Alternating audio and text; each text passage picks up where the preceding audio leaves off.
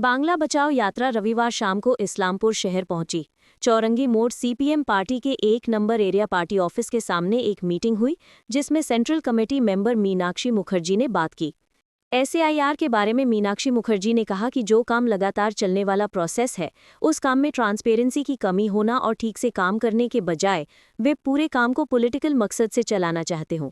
हमें चिंता थी कि यहाँ भी ऐसी गड़बड़ियाँ हो सकती है। बांग्ला बचाओ यात्रा के बारे में उन्होंने कहा कि ये 29 नवंबर से 17 दिसंबर तक चलेगी। बांग्ला बचाओ यात्रा में लाल झंडा हमेशा रहेगा। रविवार को हुए कांस्टेबल एग्जाम के बारे में उन्होंने कहा कि सभी एग्जाम में रिस्क होता है। ये काज एक धारावाहिक प्रक्रियार मध्य छिलो, सेई काजे गड़िमसि करा, सेई काजे अस्वच्छता रखा, सेई काजे सठिकभावे काज ना करे इलेक्शन कमिशन এখন গোটাটাকে রাজনৈতিক উদ্দেশ্যে যদি তারা চালাতে চায়, সেখানে এই ধরনের মিসঅ্যাপ হয় এবং এই মিসঅ্যাপ হবে সেটা আপনিও জানতেন। আমাদের মধ্যেও সেই আশঙ্কা উৎকণ্ঠা ছিল, কারণ হিসাব বলছে এটা হতে পারে না। খসড়া তালিকা প্রকাশিত হলো না, ডেট পিছিয়ে গেল। হ্যাঁ, এটাই বললাম। বাংলা বাঁচাও যাত্রা, সেই যাত্রা এবার কবে কোথায় গিয়ে শেষ হচ্ছে? দেখুন,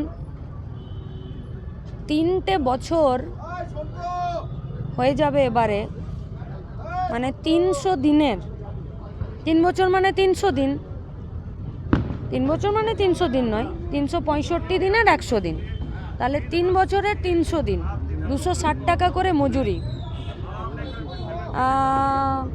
10 কোটি 30 লক্ষেরও উপরে রেগার জব কার্ড, তাদের কাজ বন্ধ। এই এত টাকা পশ্চিমবঙ্গের বাজারে এখন রোল করার কথা ছিল, সেই রোলটা হলো না শুধুমাত্র তৃণমূলের চুরি আর বিজেপির এই 100 দিনের কাজকে বন্ধ করে দেওয়ার জন্যে। ফলত বাংলা বাঁচাও যাত্রা শুরু তো হয়েছে বহুদিন আগেই। বাংলা বাঁচানোর যাত্রায় লাল ঝান্ডা থাকবেও চিরকাল, কিন্তু এটা যেটা এখন যে কর্মসূচিটা, যে আন্দোলনটা, সেটা 29 থেকে 17 ডিসেম্বর। দুর্নীতির আবহে রাজ্যে পুলিশের নিয়োগের পরীক্ষা আতঙ্ক আর আশঙ্কাতেই পরীক্ষা দিলেন, কি বলবেন? সব পরীক্ষাতেই আতঙ্ক এবং আশঙ্কা রয়েছে। কেন জানেন? কারণ সরকারি চাকরি দেওয়া হচ্ছে সবথেকে সহজ ব্যাপার।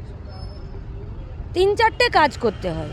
1, কত ভ্যাকেন্সি আছে, 2, আমার এত লোক লাগবে, সেটা ও রাজ্যের ফিনান্স কমিটিতে পাঠাবে। ফিনান্স কমিটি বলবে, বাপু দেখো আমার এই পয়সা আছে, তোমার 100টা লোক দরকার, আমি এখন তোমাকে 50টা লোক দিতে পারবো। মিটে গেল এক দফা। এই বলবে যে আমার 50টা লোক দরকার আছে, এই এই এই এই ক্রাইটেরিয়া, এত তারিখে পরীক্ষা নেব, মিটে গেল। 2 নম্বর কাজ হলো রেজাল্ট বের করা, ইন্টারভিউ নেওয়া। 3 নম্বর কাজ মিটে গেল। 4 নম্বর কাজ হলো যারা পাস করলো ইন্টারভিউয়ের পরে তাদেরকে এসে অ্যাপয়েন্টমেন্ট লেটার দিয়ে দেওয়া। এই 4টা কাজে হেগেমুতে ডাঁই করে দিচ্ছে আর দুর্নীতি করে নিচ্ছে, ঘুষ নেবার কাউন্টার খুলে নিচ্ছে। আর পশ্চিমবঙ্গের বেকার ছেলেমেয়েগুলো যাদের নিজের মেধার প্রতি বিশ্বাস আছে, তারাও এই লাইনে চলে যেতে বাধ্য হচ্ছে, সুইসাইড করছে, সামাজিক সম্মান বিপন্ন হচ্ছে। ফলে যতদিন পশ্চিমবঙ্গে তৃণমূল কংগ্রেসের সরকার থাকবে আর তাদেরকে বাঁচানোর জন্যে সিবিআই, কেন্দ্রের সরকার মিলে এরা বিজেপিরা থাকবে, জাত ধর্মের এখানে কথা বলবে, ততদিন পশ্চিমবঙ্গের বেকার ছেলেমেয়েদের স্বচ্ছতার সাথে, নিরপেক্ষতার সাথে চাকরির আশা ছেড়ে দিন। যদি চাকরির আশা করতে হয়, তাহলে পশ্চিমবঙ্গে লাল ঝান্ডার নেতৃত্বেই সাধারণ মানুষকে নিজেদের মতো করে পরীক্ষার ব্যবস্থা আবার ফিরে চালু করতে হবে। এই এসআইআর প্রক্রিয়ার মধ্যে দেখা গেছে যে সারা পশ্চিমবাংলা জুড়েই এটা হচ্ছে। এটা অনেকে বলছে বিজেপির চক্রান্ত।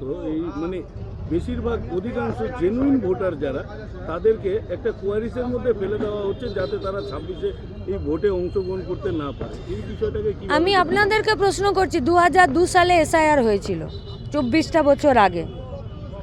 আমারও রাজনৈতিক জ্ঞান ছিল কম বেশি। আপনাদের যা আমি বয়স দেখছি বা কল্পনা করতে পারছি বা আন্দাজ করতে পারছি, কেউ কেউ আমার থেকে একটু বড়ই হবেন। আবার বলুন তো, 2002-এ এরকম আতঙ্ক ছিল যে একটা ভোটার লিস্টের রিভাইজড হচ্ছে, আর সেখানে আমার নামটা থাকতেও পারে আর বাদ চলে যেতে পারে। কালকে আমাকে জিজ্ঞেস করতে পারে যে আমি হিন্দু না মুসলমান, কালকে আমাকে জিজ্ঞেস করতে পারে এই পশ্চিমবঙ্গে, এই ভারতবর্ষে তুমি থাকবে কি থাকবে না। একটা করে প্লাস্টিকে 4টা-5টা করে কাগজ আর দৌড়ে বেড়াচ্ছে হন্যে হয়ে। কিসের উদ্দেশ্যে? সরকার বিনা উদ্বিগ্নতা তৈরি করে এই কাজ সুষ্ঠুভাবে সম্পাদন করতে পারতো কি না? আমি আপনাদেরকে জিজ্ঞেস করছি, আপনারা যে বিধানসভা কেন্দ্রের ভোটার, আপনারা মিডিয়ার লোকরা, আপনাদের এসডিও অফিসে আপনার বিধানসভা কেন্দ্রের জন্য একটি নির্দিষ্ট দিন ভোটার লিস্টের কারেকশনের জন্য সময় থাকতো? হ্যাঁ না কিছু তো বলুন, থাকতো না? খোঁজ নেননি, থাকতো। আমার কুলটি বিধানসভা 282 নম্বর আসানসোল এসডিও অফিসে সপ্তাহের বৃহস্পতিবার আমাদের কাজ হতো। এটা ধারাবাহিক কাজ গো। এরকম ঢাকঢোল পিটিয়ে তোমার ভিটে থাকবে না, তোমার অস্তিত্ব থাকবে, তোমার বাপের নাম থাকবে না, তোমার 14 পুরুষের নাম থাকবে, মানুষের ভিটে মাটি উচ্ছেদ করে দেওয়ার উদ্বিগ্নতা তৈরি করার নাম এসআইআর নয়। এসআইআরের নাম হলো একদম ইন্টেন্সিভ একটা রিভাইজড করে নতুন ভোটারদের নাম তোলা, যারা মারা গেছে তাদের নামটা বাদ দিয়ে দেওয়া, এবং যারা একাধিক জায়গায় ভোটার লিস্টে নাম আছে তাদেরটা এক জায়গায় করা। সুষ্ঠু কাজ, ধারাবাহিক কাজ না করতে পেরে এখন লেজে গোবরে হয়ে মানুষকে বিপদের মুখে ফেলে দিচ্ছে।